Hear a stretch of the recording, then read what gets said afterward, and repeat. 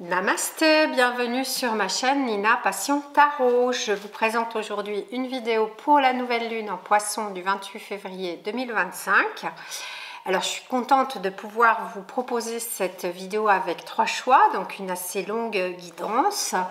Mes problèmes techniques semblent être réglés, donc je remercie le ciel parce que ça a été assez pénible et long. Disons que c'est sans doute aussi en lien avec le fait que Mars, soit la planète Mars, donc de l'action notamment, soit reparti en marche directe. Et c'est vrai que pendant la période de rétrogradation de Mars, j'ai personnellement eu effectivement un certain nombre de blocages matériels, de travaux dans ma maison, etc. Et peut-être avez-vous vu aussi cette période avec des blocages, des freins.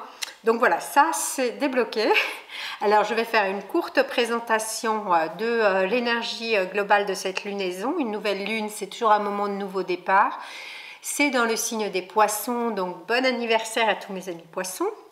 On passe donc à ce dernier signe du zodiaque qui est un signe d'eau, un signe qui est maîtrisé par Neptune. Et donc pour cette lunaison, les énergies neptuniennes, les forces donc liées à Neptune, ce sont les forces de la connexion au tout, au divin, de la spiritualité, de la transcendance. C'est aussi lié au monde de la musique, au monde de l'intuition, mais c'est aussi lié au monde de l'illusion, de la confusion, des addictions, des drogues. Donc Neptune est une planète transpersonnelle à laquelle il est difficile d'accéder en tant qu'humain. Et donc ça va être un petit peu l'objet des questions que je vais poser aujourd'hui au tarot.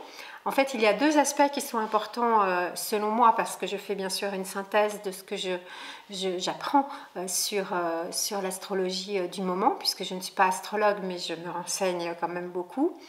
Il y a deux aspects importants. Donc il y a le fait qu'effectivement Mars revient en marche directe, donc il y a plus de dynamisme, il y a des choses qui vont pouvoir se remettre en route ou se mettre en route dans nos vies. Et en même temps, il y a Vénus qui commence, donc Vénus c'est la planète qui est à l'opposé et complémentaire de Mars. Mars c'est l'action, c'est le principe masculin, et Vénus c'est l'amour et c'est le principe féminin. Et Vénus en astrologie, ce sont bien sûr les affects, mais c'est aussi nos valeurs et c'est aussi la relation qu'on a à nos finances. Et donc Vénus est en train de rentrer dans sa boucle de rétrogradation. Donc Mars était rétrograde, il revient direct, et Vénus va devenir elle-même rétrograde. Donc il y a un petit peu deux niveaux, en fait on va dire de dynamisme. Et au niveau relationnel, c'est ça qui est important de dire, c'est que justement, comme Vénus entre dans une période rétrograde, il peut y avoir des tensions, il peut y avoir pour moi, la lunaison, elle est marquée par une recherche d'équilibre. C'est vraiment très important là qu'on trouve un équilibre. Donc, en l'occurrence, dans nos relations affectives et sentimentales, entre le cœur, ce que dit le cœur, les sentiments, les affects et la raison. Donc voilà, ça va être une première question que je poserai au tarot. Et puis la deuxième question, enfin, je vais en poser 3 puisque j'ai l'habitude et j'aime bien le tirage à 3 cartes.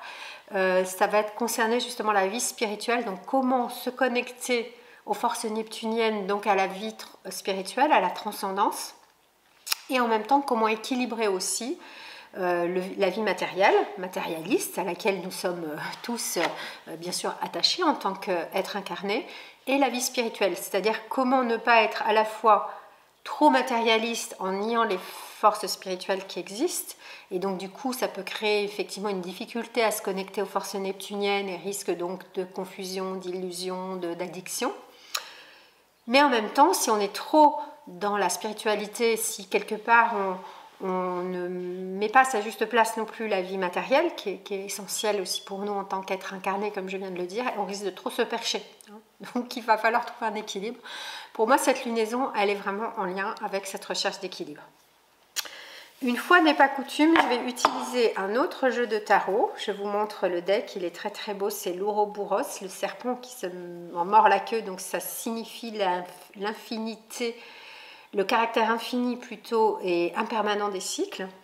Et c'est un jeu de tarot de Marseille, Marseille traditionnel évidemment, mais qui a été dessiné par un ésotériste de la fin du 19e et du début du première moitié du 20e siècle, Oswald Wirth, qui a écrit un livre qui s'appelle Le tarot des imagiers du Moyen-Âge, et qui a donc créé son jeu. Il était très, bien sûr intéressé, passionné par l'ésotérisme, la symbolique, la kabbale, Voilà. Et c'est lui qui a aussi créé le tirage en croix à 5 cartes, qui est un tirage aussi que j'aime beaucoup. Voilà, c'est important que je le dise. Donc avant de passer aux 3 tirages, donc, je propose 3 choix, 1, 2, 3. J'ai tiré 3 cartes du Dixit, donc je vous montre le choix 1, c'est cette carte.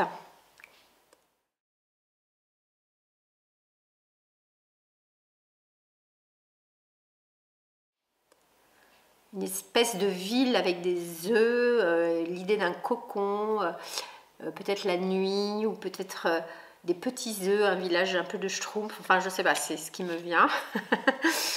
Le choix 2, on est encore avec l'idée de la nature et de la ville.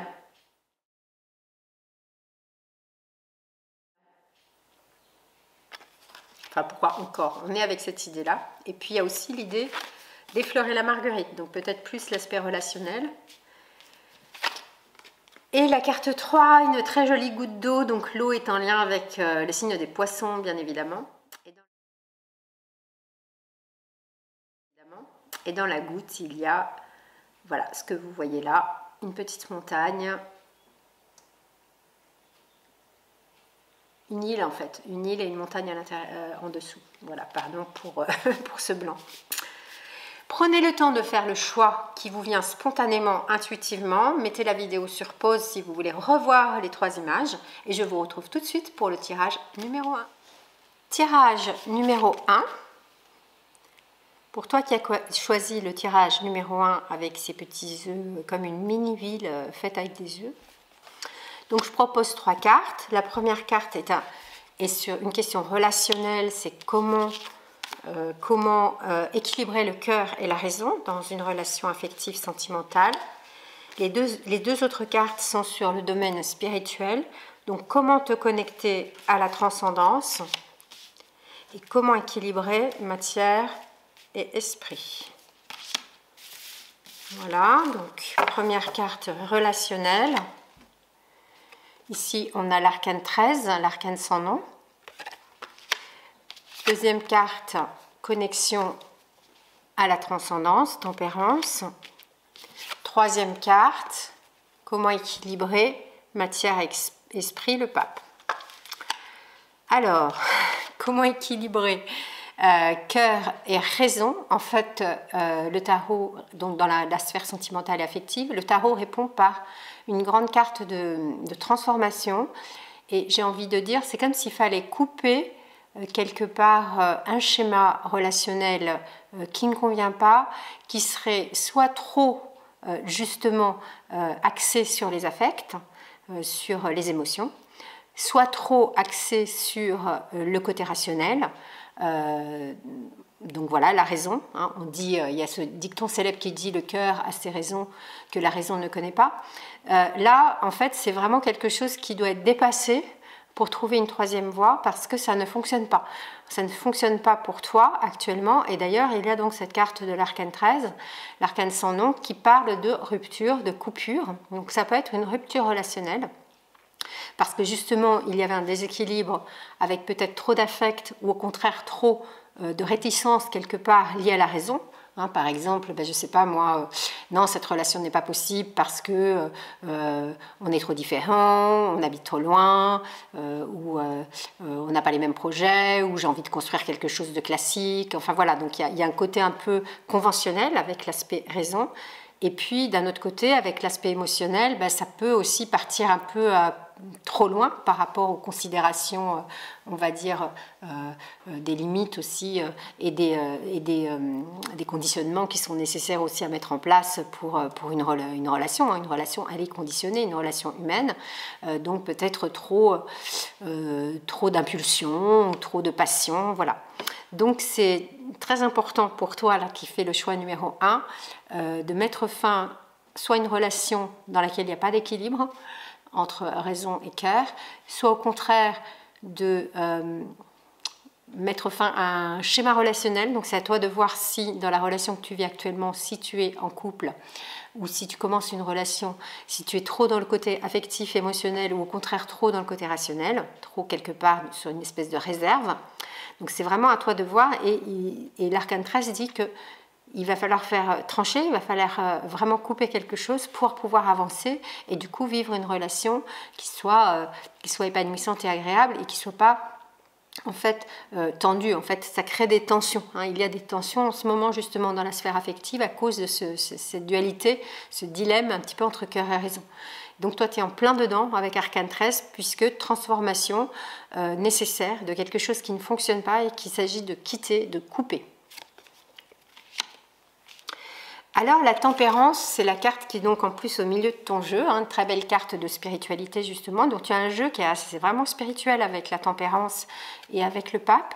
Comment te connecter à la transcendance? J'ai envie de dire ici il y a un ange, donc l'ange c'est un messager. C'est un messager, angelos en grec, qui veut dire qu'il vient en fait, il vient se mettre entre le divin, qui est d'une certaine manière inaccessible en tant que tel, et l'humain, les humains que nous sommes. Et donc, il est probable que tu aies besoin ou que tu ressentes le besoin, voilà, ou l'élan, ou que ce soit bon pour toi, que tu te connectes en fait avec toute la sphère angélique, avec les messagers, avec les guides, des êtres de lumière. Comment tu peux les nommer, c'est toi qui sauras, pour justement te connecter au divin. Donc c'est comme si effectivement la connexion directe devait passer par une phase de connexion aux anges, aux messagers. L'ange de tempérance parle aussi beaucoup d'équilibre justement, donc c'est intéressant par rapport au thème de ma guidance de tarot pour cette lunaison en Poisson du 28 février 2025, parce qu'elle dit justement justement équilibrer, ce qu'on va voir après, matière et esprit, équilibrer cœur et raison. Donc vraiment, je pense que tu es au cœur de ces problématiques, toi qui as fait ce choix numéro 1. Et en même temps, il y a l'idée avec tempérance d'une guérison, donc une guérison spirituelle, une guérison émotionnelle, une guérison du cœur, une guérison de l'âme. Donc je t'invite vraiment, d'après ce que dit évidemment le tarot à travers cette carte, à mettre en place des choses, des rituels, une guidance intérieure ou avec quelqu'un de particulier, avec un thérapeute ou une thérapeute, justement de te mettre en chemin sur cette guérison émotionnelle ou guérison de l'âme. Peut-être que tu as déjà d'ailleurs commencé ce chemin, ou en tout cas tu es en train de le faire, et la nouvelle lune est un temps de nouveau départ, donc c'est le bon moment pour le faire. Ensuite, comment équilibrer matière et esprit? On a le pape, mais le pape parle plus de spiritualité que de matière, bien évidemment, car c'est un guide spirituel. Donc, il est possible que tu aies besoin de mettre peut-être plus de spiritualité dans ta vie. La carte du pape parle de transmission, de connaissances, le fait d'apprendre. Donc, peut-être c'est le moment pour toi de te plonger plus dans la spiritualité, dans la connaissance sacrée. En fait, déjà, si tu t'intéresses au tarot, c'est que quelque part, tu t'intéresses à ce chemin spirituel, parce que pour moi, le tarot de Marseille, en fait, tel que je l'utilise et le transmets, c'est un chemin spirituel. Donc voilà, peut-être besoin d'avoir aussi là un guide, puisqu'on a ici un maître du tarot, c'est le pape. Donc peut-être besoin d'être guidé pour cela. Donc il y a peut-être dans ton entourage une personne qui peut t'aider en fait à te connecter mieux à ce monde de la spiritualité à travers une connaissance spirituelle, une connaissance sacrée. Voilà, très beau tirage pour toi qui as fait le choix numéro 1, avec une belle dimension spirituelle dans ton jeu et une dimension relationnelle qui là va demander vraiment de trancher de manière très radicale. Avec Arcane 13, on ne fait pas dans la demi-mesure. Je pense que j'ai été assez claire avec ça. Et il vaut mieux rompre une relation qui n'est pas satisfaisante plutôt que de vivre d'attentes qui ne seront pas honorées, ou bien rompre avec un schéma, ce qui est beaucoup plus difficile en fait, mais ce qui est nécessaire aussi pour ne pas reproduire lors de la prochaine rencontre le même déséquilibre en fait. Voilà. Donc je te remercie pour avoir suivi cette guidance. N'hésite pas à liker la vidéo avec un petit pouce, à mettre un commentaire pour me dire comment ce tirage résonne pour toi actuellement, pour cette nouvelle lune en Poisson. N'hésite pas à partager ma vidéo autour de toi pour que j'ai de nouveaux abonnés, que je serai très heureuse d'accueillir sur ma chaîne. Et puis bien sûr, si tu as besoin d'une guidance plus longue, plus complète, plus personnalisée sur un thème de ton choix, parce que je propose vraiment différentes guidances, c'est très varié, n'hésite pas à prendre rendez-vous avec moi. Tu as toutes les infos dans la boîte de description. Et je te dis à tout bientôt sur le chemin du tarot. Tirage numéro 2 pour toi qui as choisi cette deuxième carte du Dixit, la marguerite qui sort du béton. Et la marguerite, comme on dit, effeuiller la marguerite, c'est je t'aime un peu passionnément, pas du tout. Donc c'est sans doute en lien pour toi avec la sphère sentimentale, peut-être encore plus qu'avec la sphère spirituelle, ton tirage. Donc on va voir ce que dit le tarot. Première carte justement, c'est la carte relationnelle, comment équilibrer le cœur et la raison. Deuxième carte spirituelle, c'est comment te connecter à la transcendance. Troisième carte spirituelle, comment équilibrer matière et esprit. Donc, première carte, tu as la maison Dieu. Deuxième carte, le pendu. Troisième carte, la force. Alors, maison Dieu, comment équilibrer la raison et le cœur, en fait, justement pour qu'il n'y ait pas le côté rationnel qui l'emporte sur le côté affectif, ou au contraire le côté affectif et émotionnel qui l'emporterait sur le côté rationnel. Donc le côté rationnel, c'est le côté plus sérieux, plus, comment dire, plus mental aussi, c'est-à-dire je me fais un plan, je veux que la relation elle soit comme ci, comme ça, que la personne avec qui je vive soit, ou que je veux rencontrer, si je ne suis pas en couple actuellement, elle corresponde à tel ou tel idéal, etc.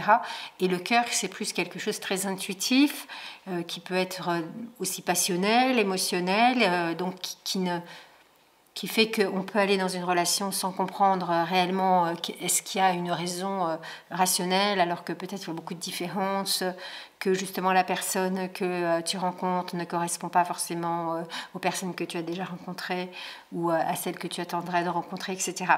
Avec Maison Dieu, en tout cas, il y a quelque chose qui va énormément changer. Il va y avoir un grand bouleversement dans ta vie sentimentale et affective.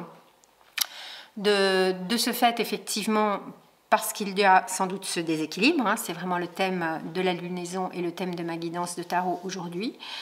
Donc le déséquilibre crée une tension, la tension n'est pas bonne, ça peut créer des conflits, ça peut créer des ruptures. Donc avec Maison Dieu, il y a plusieurs options possibles. Il peut y avoir une rupture, effectivement, parce que le déséquilibre est trop important, mais il peut y avoir au contraire une nouvelle rencontre, quelque chose un peu de l'ordre du coup de foudre, justement quelque chose qui soit plus de l'ordre de l'intuition que de la raison. Je dirais que pour toi, suis plutôt ton cœur que ta raison. En fait, si je devais te donner un conseil en traduisant bien sûr le message du tarot, je ne suis qu'une interprète. Il y a l'idée de quelque chose d'un petit peu très uranien avec Maison Dieu, un peu fulgurant, quelque chose un peu électrique, un petit peu rapide comme ça qui arrive et qui fait que tu vas peut-être te rendre compte que cette nouvelle relation ou la relation dans laquelle tu es, je vais dire les choses autrement, soit la relation dans laquelle tu es ne te correspond plus et là tu vas avoir une révélation et il va y avoir une rupture. Mais ça peut être aussi une nouvelle rencontre et tu te rends compte que cette nouvelle rencontre, effectivement, peut peut-être vraiment toucher ton cœur. Voilà, il y a l'idée d'une prise de conscience avec Maison Dieu, ça c'est clair, et d'un bouleversement, d'un changement de donne. Donc, je dirais, suis plutôt l'intuition que la raison, mais en même temps, évidemment, ne tombe pas dans l'excès inverse. Si tu avais été, par exemple, trop rationnel, on va dire, ou trop sérieux, trop sage, voire un peu trop prudent, c'est de trouver toujours un équilibre, comme je le disais en début de tirage. Mais avec Maison Dieu, il faut t'attendre à de grands bouleversements, de grandes prises de conscience qui vont te faire changer quelque chose dans ta relation de couple. Ça, c'est sûr. Ni bien ni mal, je ne peux pas poser ce jugement là-dessus, parce qu'une rupture peut être salutaire, une rencontre peut être difficile, donc c'est pas ça, c'est plus que tu vas être plus connecté à ton âme en fait, et à prendre conscience au fond de ton âme de cette valeur du cœur d'une part, et de la réalisation possible ou non de la relation. Tu vas avoir des réponses. Voilà comment je peux dire ça. Avec le pendu au centre de ton tirage, c'est comment te connecter à la transcendance. Alors c'est une belle carte de mystique en fait, le pendu, hein, qui fait des fois un peu peur aux gens, voilà, parce que c'est l'image du pendu n'est pas du tout, comment dire, facile dans notre, en tant qu'archétype, hein, dans notre imaginaire plurimillénaire, enfin pluriséculaire. Hein. C'est sûr que la pendaison était utilisée pour peine de mort, mais il ne s'agit pas du tout de ce genre de pendaison dans le tarot, donc c'est important que je le renomme. D'abord, le pendu, il est attaché par une cheville et il n'est pas du tout dans un état de souffrance, mais il est dans un état de latence, d'attente.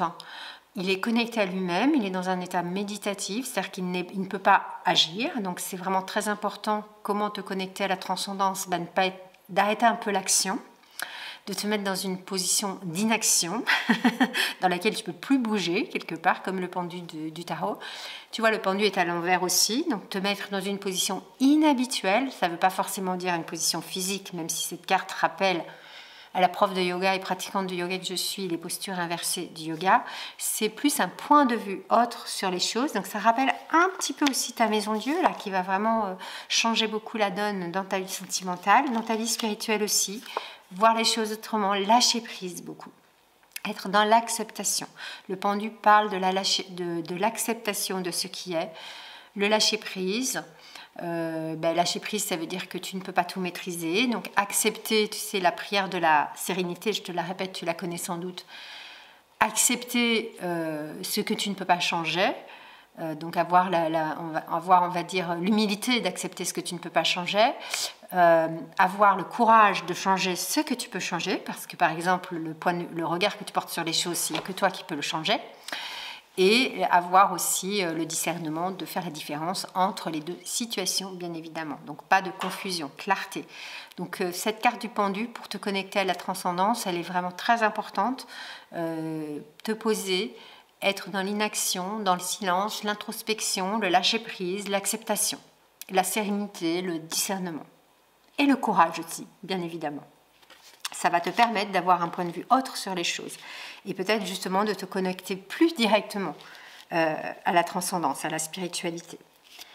On arrive à la troisième carte qui est comment équilibrer matière et esprit. Je dirais que là, c'est vraiment important, toujours dans le domaine spirituel, que l'aspect émotionnel, donc qui est quand même assez présent avec, je dirais, Maison Dieu. Je te parlais tout à l'heure de ce monde, comment dire, des sentiments, des affects, des passions, des intuitions, hein, mais de justement les maîtriser. Là, on a l'idée de la maîtrise. Donc, ça fait un peu la transition avec ce que je viens de dire. Ce que tu peux maîtriser, ce sont tes pensées, tes émotions, tes ressentis.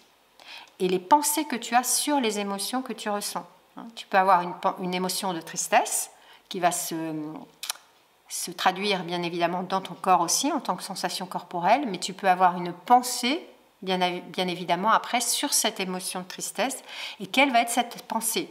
Si tu as une pensée négative, si tu as une pensée qui dénigre, si tu as une pensée de souffrance par rapport à la tristesse, si tu es triste d'être triste, etc., tu risques de ne pas vraiment t'en sortir en fait. Donc la force parle dans le tarot d'une maîtrise émotionnelle, une maîtrise mentale, justement pour pouvoir te connecter à l'esprit, parce que ça c'est un frein pour la spiritualité, bien évidemment. On n'est plus du tout avec le monde émotionnel et des pensées négatives et désagréables, on n'est plus du tout dans le lâcher-prise du pendu. Donc c'est vraiment important, les deux exercices seront à faire en même temps, j'ai envie de dire, cette maîtrise mentale et émotionnelle et ce lâcher-prise avec le pendu. Ça va te permettre donc de te connecter plus facilement à la vie spirituelle, parce que là, finalement, c'est un frein. Et je dirais pas que c'est pas le monde matériel qui prédomine, là c'est plus le monde émotionnel, qui est un monde, on va dire, intérieur, évidemment. C'est pas un monde matériel, mais c'est pas un monde spirituel non plus. Le monde spirituel, c'est le monde de la conscience. Voilà, très beau tirage pour toi qui as choisi la petite Marguerite. Donc j'espère que cette guidance t'a apporté des réponses. N'hésite pas à liker la vidéo si tu l'as appréciée, c'est important pour la vie de ma chaîne. à me mettre un commentaire. Je suis toujours ravie de lire vos commentaires et de savoir comment la guidance résonne pour vous, donc pour toi en l'occurrence. Pense à partager ma vidéo autour de toi, c'est très important là aussi pour la vie de ma chaîne. Et n'hésite pas à me demander un tirage personnalisé. Tu auras dans la description sous la vidéo le moyen de prendre rendez-vous avec moi ou de commander une guidance personnalisée. Je propose différents thèmes, le tirage anniversaire qui est très important, c'est un peu comme la révolution solaire en astrologie, le tirage sentimental, le tirage spirituel, le tirage professionnel et ainsi de suite. Et je te dis merci beaucoup d'être là et à tout bientôt sur le chemin du tarot. Tirage numéro 3 pour toi qui as choisi la carte de la goutte d'eau, très neptunienne. Alors, première carte relationnelle, comment équilibrer le cœur et la raison dans une relation sentimentale et affective, que tu sois en couple ou célibataire, c'est-à-dire dans ta prochaine rencontre, si tu n'es pas en couple actuellement. Deuxième carte spirituelle, comment te connecter à la transcendance. Et troisième carte spirituelle, comment équilibrer, enfin carte d'équilibre plutôt, comment équilibrer la matière et l'esprit. Première carte, le soleil. Deuxième carte, la force. Elle est sortie tout à l'heure, cette carte, elle est importante. Troisième carte, le chariot. Alors, pour toi, voilà une guidance sentimentale où j'ai l'impression que c'est équilibré chez toi le cœur et la raison, qu'il n'y a pas d'excès de l'un ni de l'autre, puisque tu as tiré la carte du soleil, qui est une carte qui parle justement de relations d'amour, de couple, de joie dans la construction d'un partenariat, donc en l'occurrence de couple, puisque c'est la question que je demande au tarot. La seule chose à laquelle il faut rester vigilante et vigilant quand on tire la carte du soleil, c'est le risque de se laisser éblouir en fait par la relation.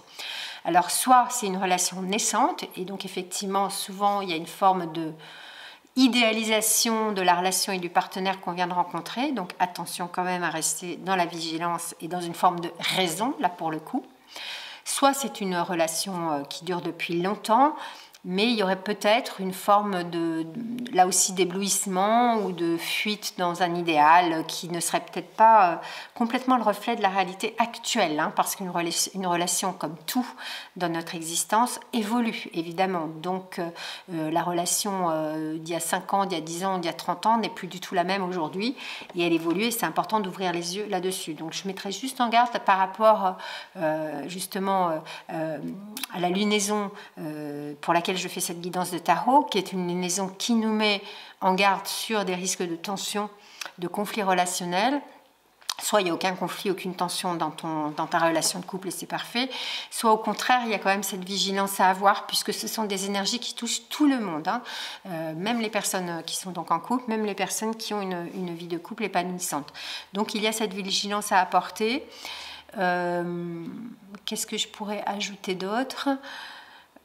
Je dirais que le cœur l'emporte quand même pour toi, là, avec le soleil, plus que le côté raison. Hein. Donc ça, c'est important. Donc si ce n'est pas le cas, je t'invite à plus écouter ton cœur. Si c'est déjà le cas, à continuer, hein, c'est-à-dire d'avoir vraiment cette écoute du cœur, hein, qui fait que ça illumine aussi ta vie, ça illumine ta relation. Voilà pour ce qui est donc du soleil, une carte quand même très lumineuse. Oui, voilà, ce que je voulais ajouter, c'est que si c'est une prochaine relation pour laquelle tu es en quête, en fait, si tu es célibataire actuellement, c'est justement de prendre garde à ne pas te laisser éblouir. Voilà, ça je viens de le dire. Et justement, écouter ton cœur peut-être plus que ta raison. Alors, comment te connecter à la transcendance? La carte, elle est sortie déjà tout à l'heure pour un autre tirage. Donc, ça veut dire que c'est important, que ça touche un peu tout le monde aussi. Hein, quand une carte tombe 2 fois dans mes guidances, ça veut dire qu'il y a un message important à écouter. Donc, pour te connecter à la transcendance, c'est vraiment très important que tu ne restes pas dans, je dirais, le monde du mental inférieur. Donc ça, c'est une référence plus à la philosophie du yoga, puisque je suis professeur de yoga. Et on distingue en yoga le mental inférieur du mental supérieur, que l'on pourrait nommer aussi conscience. Et le mental inférieur, c'est toute cette partie de notre vie intérieure, de notre vie mentale, qui est faite de pensées, d'émotions, mais de pensées discursives, de pensées négatives, de pensées anxieuses, de pensées de rumination qui tournent en boucle, d'émotions difficiles, voilà, qui tournent en boucle. Donc besoin et nécessité, même avec la force, de maîtriser ce monde émotionnel et mental pour pouvoir te connecter à la transcendance. Pour cela, il n'y a pas 36 façons. Pour moi, c'est la méditation, c'est la pratique du yoga, ce sont des pratiques de méditation, de pleine conscience, je dirais. C'est pas que la méditation assise, hein, c'est la marche en méditation, c'est en fait tout ce que les retraites spirituelles peuvent proposer, les retraites en silence, le yoga bien évidemment, voilà. Et en tout cas de maîtriser ce monde intérieur, sinon ça va être très compliqué de te connecter à la transcendance effectivement. Il y aura comme un blocage, comme un frein. Alors, pour ce qui est de l'équilibre entre matière et esprit, il y a aussi là, en fait, il y a quand même deux cartes, le soleil et le chariot dans ton jeu qui sont assez lumineuses, hein, qui sont des cartes de succès, mais il y a toujours une phase d'ombre dans chaque carte du tarot aussi, même pour les cartes dites les plus positives. Donc là, ce serait le risque de t'emballer. Hein, donc là, ça rejoint peut-être l'aspect émotionnel qui est fort chez toi.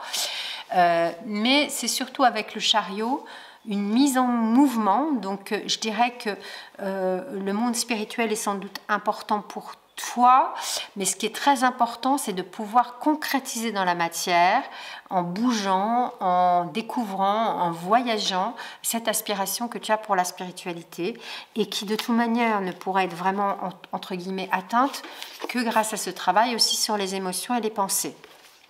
Donc il y a une mise en mouvement, il y a quelque chose d'assez dynamique en fait pour toi dans ta vie spirituelle aujourd'hui.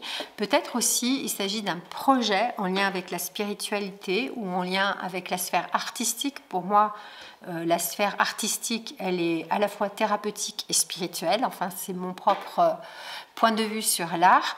Mais en tout cas, avec cette lunaison, il est important, les énergies neptuniennes et spirituelles sont très importantes. Et comme c'est un nouveau départ avec la nouvelle lune, peut-être que tu vas bouger, faire un voyage ou lancer un projet en fait en lien avec la spiritualité.